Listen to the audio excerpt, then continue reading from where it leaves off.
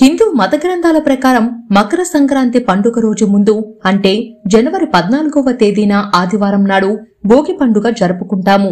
ఆ రోజు సూర్యదేవుని కంటే ముందే నిద్రలేచి గజగజ వణికే చలిలో భోగి మంటలు వేయడం ద్వారా పండగ సంబరం ప్రారంభమవుతుంది. ఇదే రోజున చిన్నారులకు భోగి పళ్లను కూడా పోస్తారు. పురాణాల ప్రకారం భోగి పండుగ రోజు మధురావనంలో శ్రీవారిని శ్రీహరిని పసిపారుడిగా మార్చి దేవతలందరూ బద్రీపళ్ళు రేకుపళ్ళు అభిషేకం చేశారు. అదే కార్యక్రమాన్ని రూపాంతరం చెంది భోగిపళ్ళుగా మారాయి. చిన్న పిల్లలకు ఇలా పూలు భోగిపళ్ళు పోయడం వల్ల వారు ఆరోగ్యంగా ఉంటారని చాలా మంది నమ్ముతారు.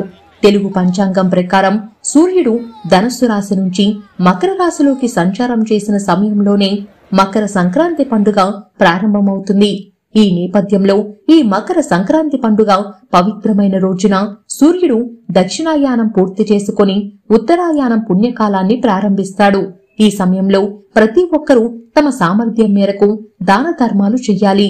ఇలా చేయడం వల్ల మంచి ఫలితాలు వస్తాయని నమ్ముతారు. కొత్తగా పెళ్లి చేసుకున్న వారు బొమ్మల నోము, సావిత్రి గౌరీ వ్రతం చేస్తారు. మరికొందరు మకర సంక్రాంతి రోజున తమ పూర్వీకులు ఆత్మశాంతి కోసం తమ సామర్థ్యం మేరకు చేస్తారు.